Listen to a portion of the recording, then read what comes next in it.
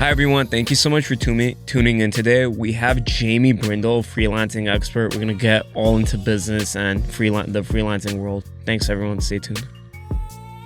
Hi everyone, thank you so much for tuning in. I have a great guest today.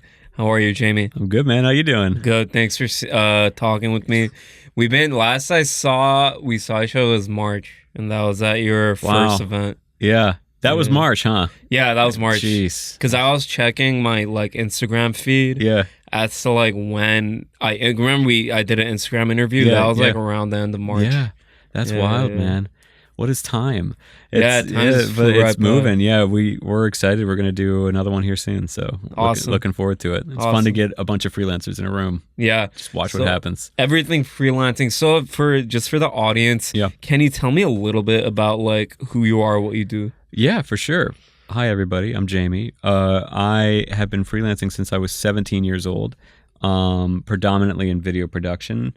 My wife and I have a company out here in Los Angeles, and what's 2025? So I guess in 2020, we started a Instagram channel, just helping our fellow practitioners build their businesses, deploying the byproduct of our business, which was our expertise, to help others, start and grow their own businesses. And the timing seemed to be right because I think 6 months later, we had 100,000 followers on Instagram and, this kind of burgeoning community of freelancers. And today, we talk to over 500,000 freelancers every day on the internet. We've got our freelancing program, over 1,000 freelancers in there. And it's just, I want to live in a world where anybody who wants to own a business, who wants to build that asset for themselves, does.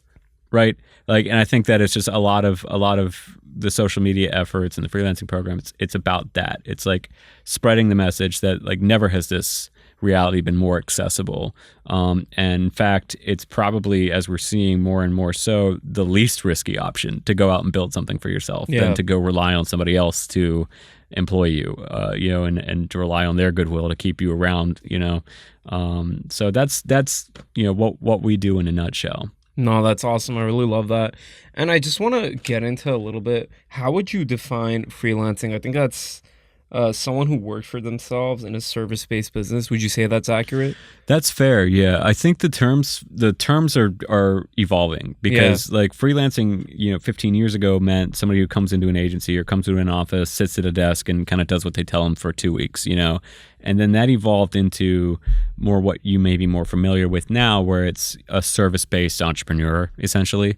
And we're finding now we're hitting a new era of freelancing, and I'm calling it entrelancing because it's these people that are using service-based efforts to fund an entrepreneurial effort. So it's they're using the tenets of freelancing to subsidize, a product essentially, or building out a company. We're seeing more and more of that happen, especially with social media and the power, how empowering that's been to monetizing an audience, or they're figuring out digital products and productized services to distribute and sell to, clients that maybe can't afford their bespoke service, what have you. So it's an exciting time. It's we're witnessing the birth of a new type of career. Yeah. No, absolutely. Yeah. Yeah. And I don't want to get into the nitty gritty, but just a little bit about you from, conversations we've had. So like you said just a little bit ago, you started freelancing 17 years old when you started. And then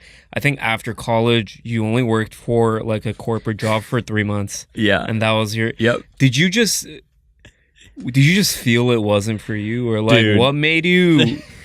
3 months is pretty quick turnaround. Hey man, I made a quick decision. When I came, so throughout all of high school and college, I worked for myself. I bought a camera and had a production company with my buddy in high school. We filmed television commercials for small businesses, and then we would go negotiate the airtime on the local CBS, ABC, what have you. And then in college, I would drive home on the weekends to do some version of that. People were starting to deploy video online, but it was more so still, for traditional media. And, I've always been artistic. I've always been entrepreneurial, but something happened when I graduated college, it was almost like a knee jerk, like, I'm an adult now, I have to go get a desk job. You know, it's like I have to put a suit on and go work in a cubicle. And I don't know, like, to this day, I can't explain what happened there. It was just like there was an opportunity in front of me, and I thought that that's what I was supposed to do, you know, here as a now official graduate grown up. So I went and I did that, met some great people, had a great time, and I was in DC in that city.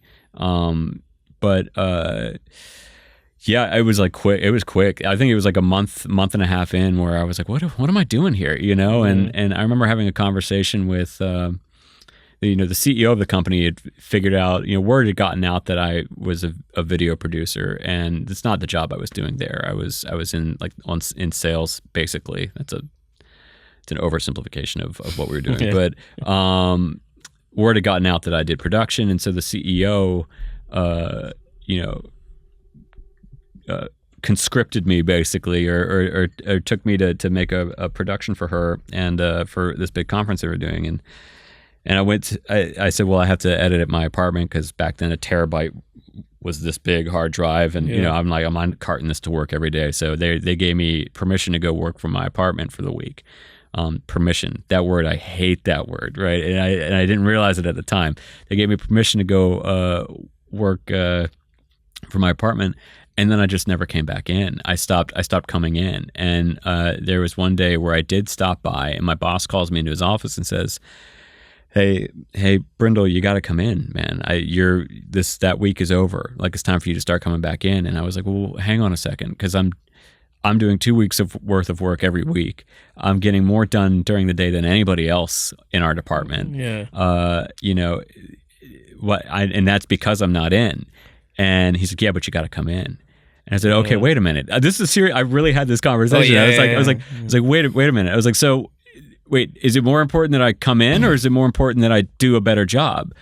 And he says more important that you come in.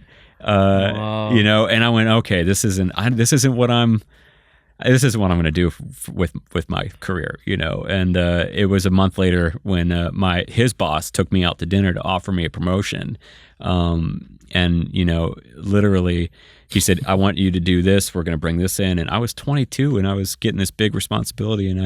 And when it was time for me to say thank you, yes, I said thank you. But I think I'm going to move across the country and move to Los Angeles. And he just leaned back and smiled and went, well, let's talk about that for the rest of dinner, And so that was the beginning, and two weeks later, I was in my car driving across the country. So that was, but it was a good experience. It was good to get a peek on that side. Because that company ended up being my first client, my first freelance client, because they said, well, hey, we need video production, for the next conference. Yeah. So, but it was elucidating. It was very helpful. No, I love that. So 22 years old till now, you've had quite a lot of experience. Yeah. What would you say is like the biggest mistakes new freelancers make? What I like that you talk about is, and I don't want to, you could correct me if I'm wrong, kind of like under promise, over deliver. Yeah. Kind of like using that method with new clients, really showing them I'll do this, and this, but you do it in a quicker amount of time, and it's kind of more impressive to the client. Yeah. Or that's a big one. That's a big one. That's some practical tips I got from looking at your page. What would you say is some things that new freelancers should and shouldn't do? Yeah, that's I won't cover that ground again. You did it so eloquently, but that's a big one. I would also say, having had these conversations at scale now, that a major flaw in the first year or two is not getting specific enough about what problem you solve for who. Because so many freelancers, say you're a graphic designer, they kick off their career and they just say, okay, I'm a graphic designer.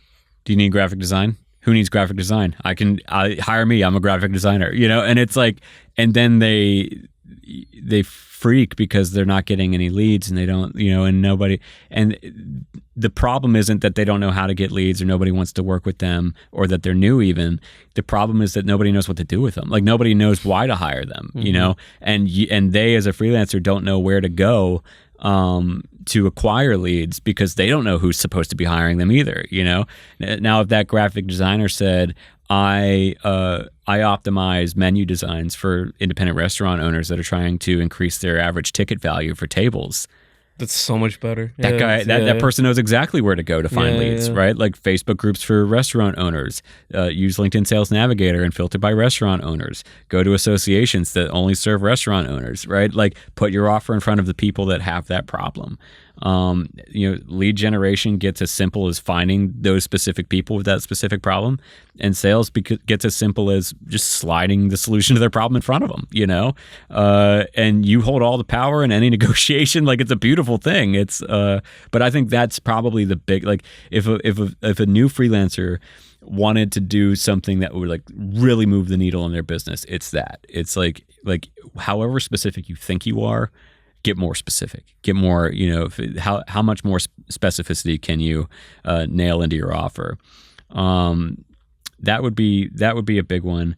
I would also say not activating your network. Like I feel like so many new freelancers and new business owners are like kind of like scared of fear of judgment. Word getting out that this is what they're doing. And it's like we want to help each other. Like, if my buddy is starting a new business, you better believe I'm gonna work my ass off to try and help her find some clients. It's just like activate your network, but like do that after you figure out what your offer is, because then you give them the words to speak. If it's like, oh, I've got my pal over here solves this problem for this person. You're this person with this problem. Should I put you two together? So it's like you're giving them the tools to, advocate on your behalf. So I would say that is don't overpromise, get specific about your offer, activate your network. Like I don't want to give you too much homework, but those would be, 3 really good places to start with for beginner freelancers in terms of mistakes to avoid. Yeah. And then I was actually having a conversation with my buddy of mine. Is a business owner. Yeah. I think he's in advertising, I believe, if I'm not mistaken, but he was talking a lot about like lead generation and how difficult that is. Yeah. Do you have any tips for lead generation? Yeah, it's a great segue because it's like it starts with offer, right? It's not difficult to generate leads if you've got an offer that's kick-ass for a specific avatar. Like if you're, again, like we'll use the same example, the restaurant owners, the designer for, who optimizes menu design for restaurant owners, like that person is going to have no trouble finding leads, like zero trouble, because all they do is test out different ways to tell the story of that offer to restaurant owners. Now if you haven't gotten that specific, and if you haven't built out a kick-ass offer, then it's going to be a pain in the ass to get leads because you're a commodity. Like if you're just a videographer, then you're up against 10 other videographers who are just videographers, and you're basically going to be judged based on price and availability because you're a commodity, right? But if there's an 11th videographer enters the chat, and this videographer, has developed a very specific process to solve a huge problem, and it's like, I don't do weddings, I don't do commercials, I don't do social media content, I don't do any of that. What I do is I show up at your office and I film a VSL that's going to increase your conversion rate by 30%. That videographer is going to win the job. It's like against if a client's looking for, wants to make more money, is looking for, trying to increase their conversion rate on their landing page. So it really comes down to that specificity. So being specific is like a very important part of the process. Without specificity, people are lost and they don't have the words to meet what your services are, and therefore they're not going to find you. Exactly. They're not going to find you. You're not going to find them. You as a freelancer don't know where to go to find leads, because if you don't have a niche, the whole internet's your target, right? So it's like you're going to be spread very thin, like shouting, to everybody on the internet that you do this thing. But if you do give yourself a target to hit, and you do give yourself a niche, then you can go, okay, every morning I'm going to wake up and I'm going to go to these 12 Facebook groups and engage. And then I'm going to go over to LinkedIn and I'm going to run this Sales Navigator search and engage. And and then I'm going to go network at this association. It's like it gives you goals. It gives you to, without a goal you can't score. Like it literally gives you goals to score on. Without that, you're like every morning, okay, I guess I'll just wake up and like make content. I guess and for people and like the content doesn't go anywhere because it's not talking to anybody. Yeah.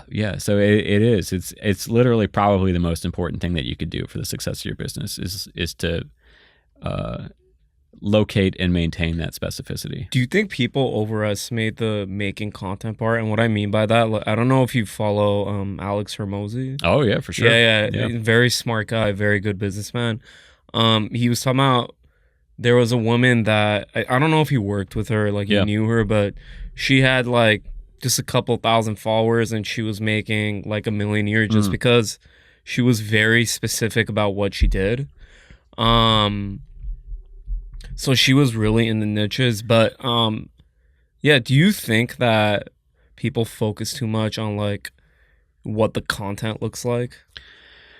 Yeah, it's an interesting story, the Hormozi story, because it basically illustrates the point that why are you doing this? Why are you making content? Are you making content to be famous, or are you making content to support your business, to a business goal, right? Because the metrics that you're going to measure your success by are dramatically different. Woman with 12,000 followers who is running a 7-figure business off of her Instagram, she's making content for a very specific reason. And it's clearly not to get famous, right? It's clearly not to get, 1 million followers on Instagram. So she's, somebody who's getting into the game knowing I'm optimizing for conversions isn't going to be upset about follow count or view count or impressions or as long as conversions are where she wants them to be, So I think that's important. It's you get into the content game knowing why you're getting into it, because, if you're optimizing for conversions, then the game becomes about identifying, making content for that specific avatar. Again, top of funnel, middle funnel, bottom funnel. You'll have to make broad content to attract them to your page, and then educational nurture content to warm them up, and then CTA driven salesy content to get them to actually take action. But all of that is pointed at one specific person, versus you can play the game. I mean, I know plenty of people that are in it for volume. They're playing the game of social media. They want to get 4 million followers, and it's and that's what they're doing. And they're in that the monetization there is brand deals, and it's they're not running that's. They're a self. I was gonna say that's diminutive. They're not running a business. Their business is images. Their images yes. are business. Yeah. And those folks are optimizing for impressions and reach and size. But if you have a business, then you might want to consider the former. So what's the spread on that? The spread that you're talking about, broader nurturing and then CTA call to action. Yeah. Do you have a spread on that, 2 posts here, 1 post there? Do you do it all in the same day, or is it 2 days apart, or do you have an idea of the spread on that? Yeah, I mean, it's more. And we're talking Instagram or YouTube or all of them. Yeah. Wherever your niche is, that's where it becomes beneficial to know who you're talking to, is because it's if restaurant owners are only on Facebook, then what the hell are you doing on Instagram? Go grow your presence on Facebook. If B2B logistics companies are only on LinkedIn, why are you on TikTok? If your objective is to sell these people, go get on LinkedIn and play that game.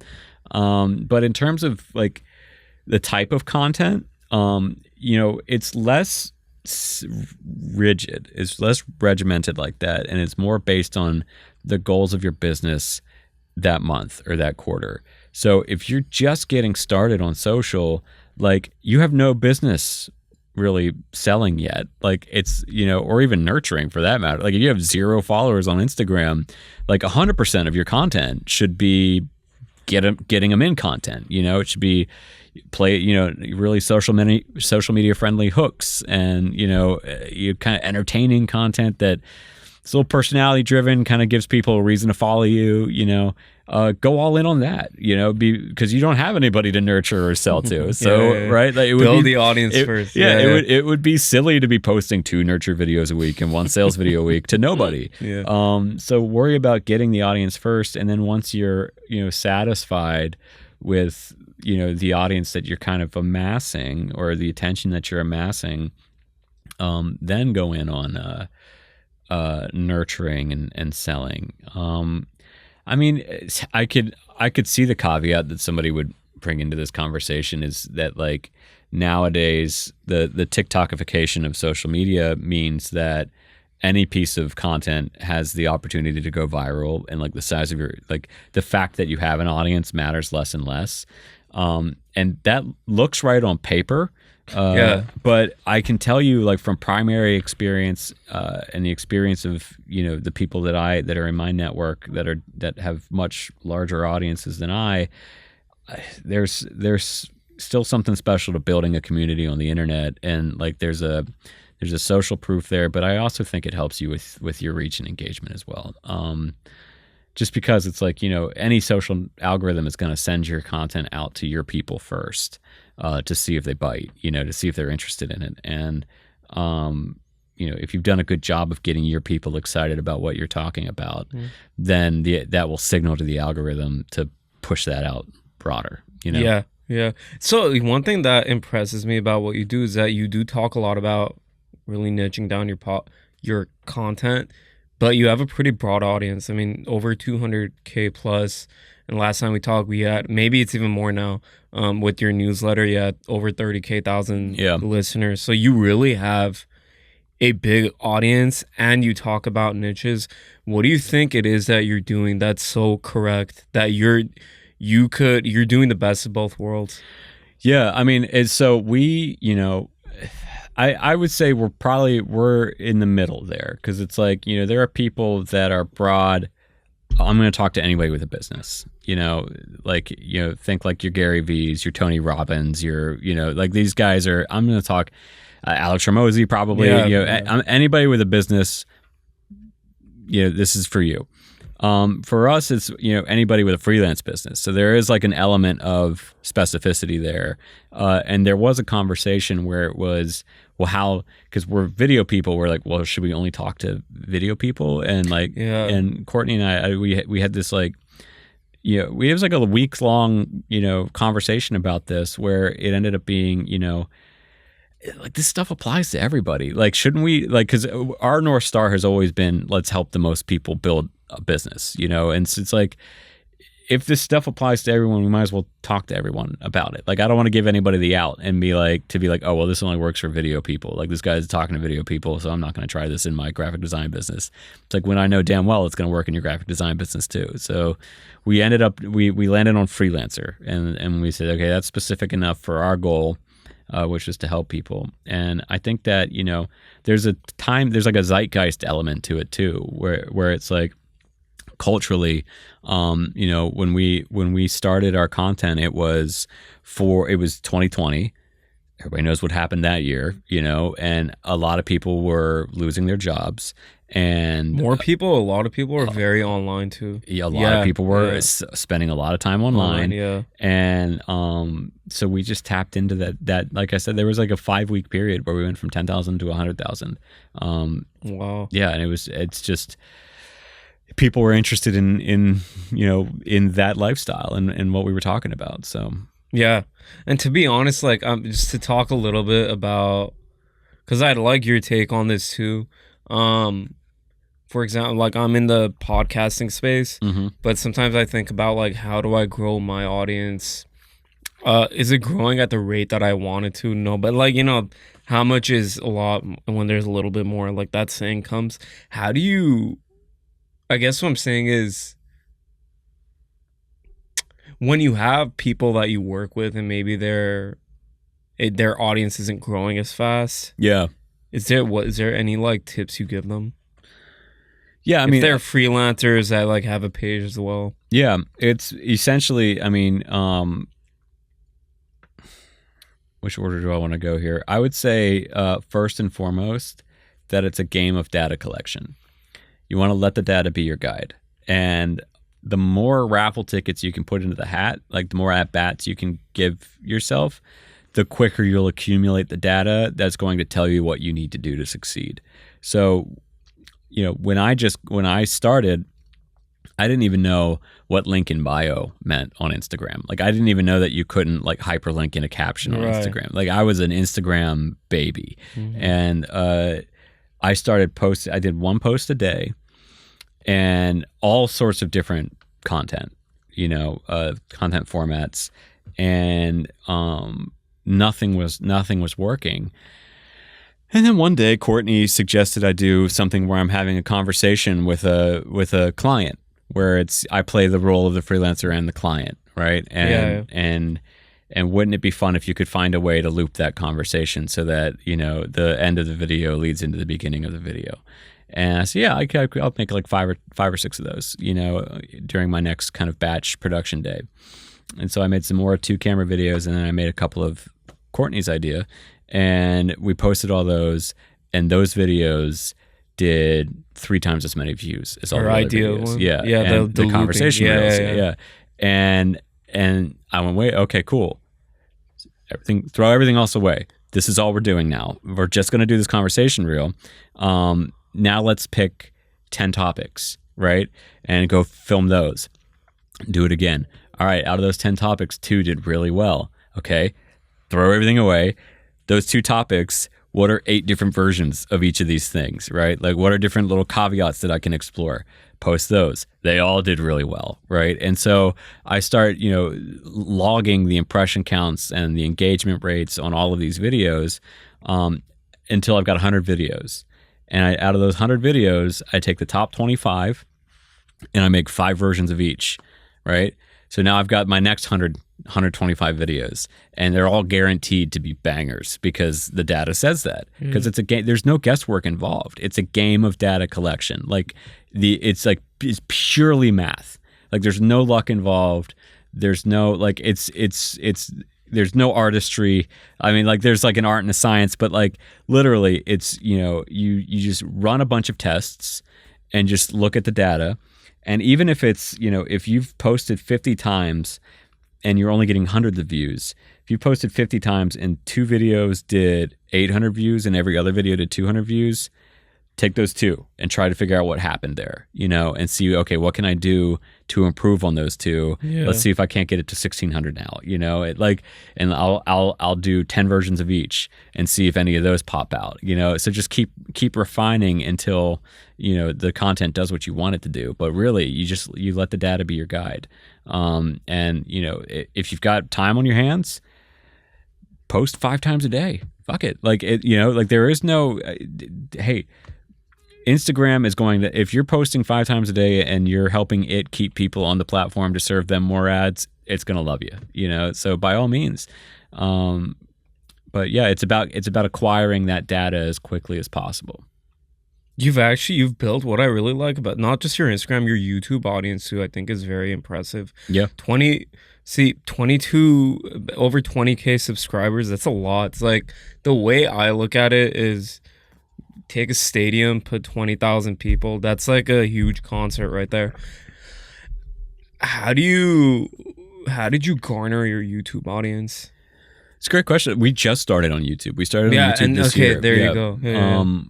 And we've, you know, posted 6 videos there, I think. Like, you know, and then clips of those videos, obviously, and segments and chapters of those videos. But primarily, it's just like six videos.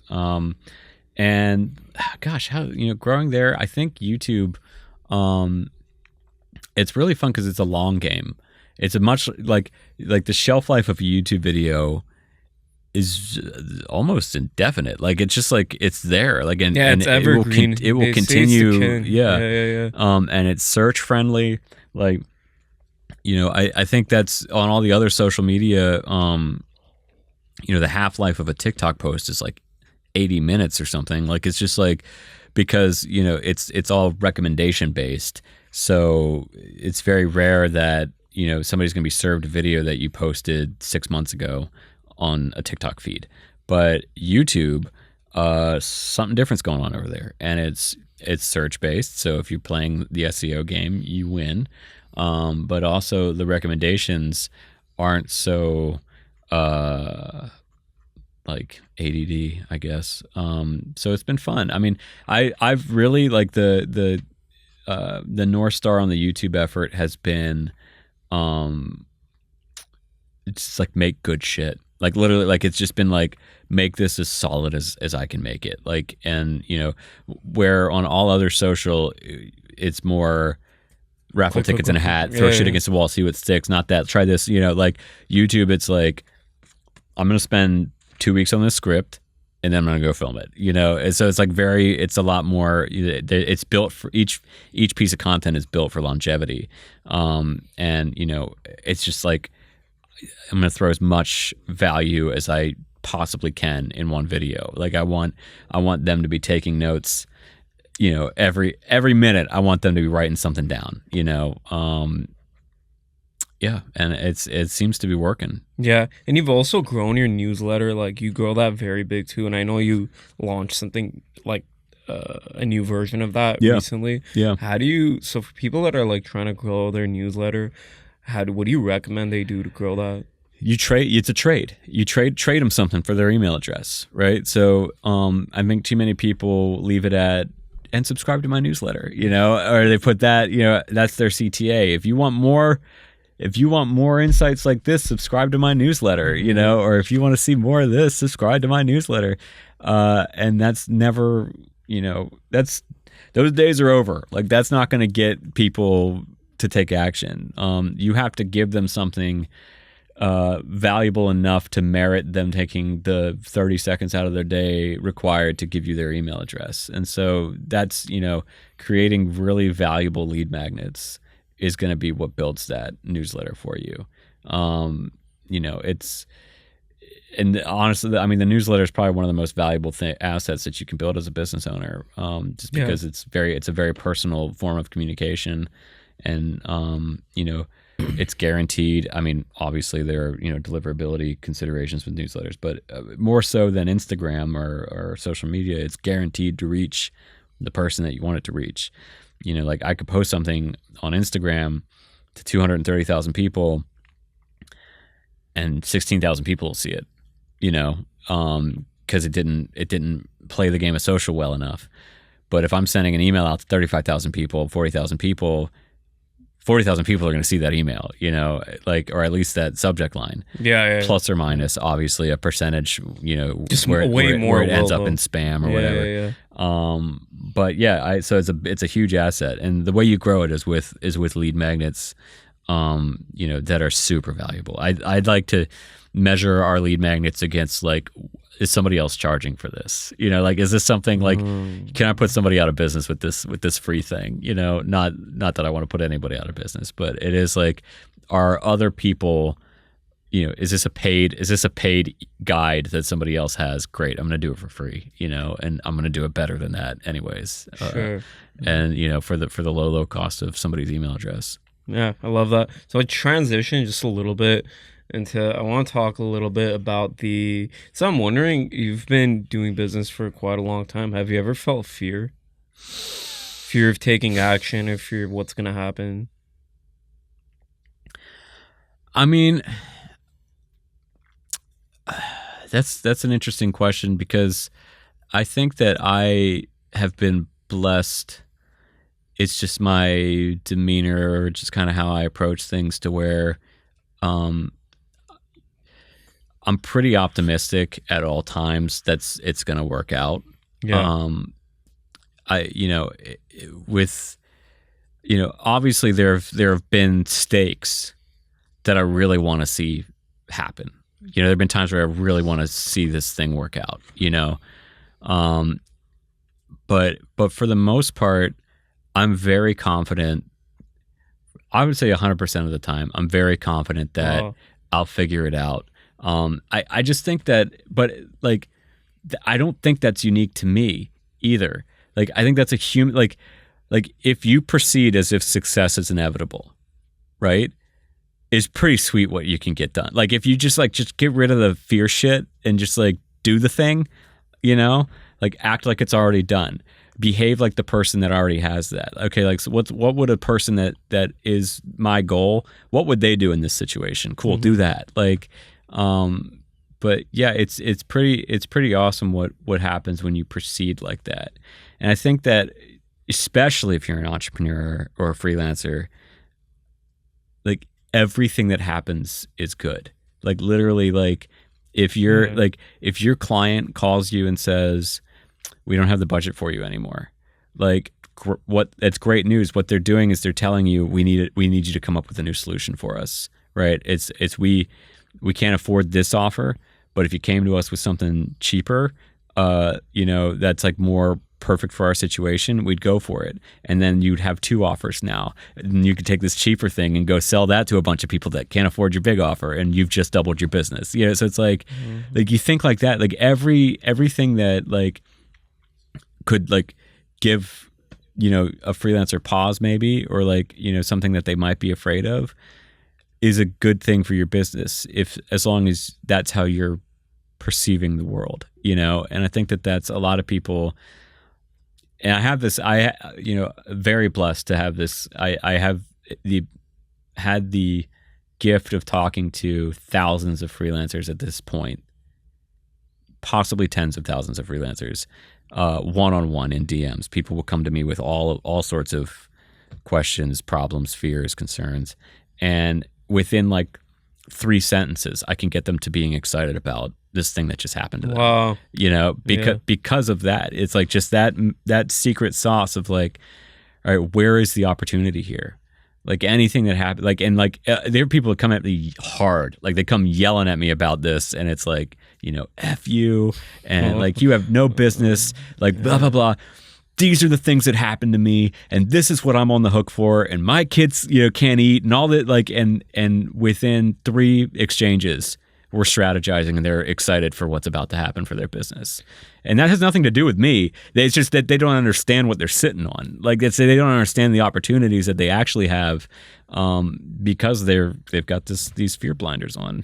So you've always been like an effective communicator, and is this not having fear,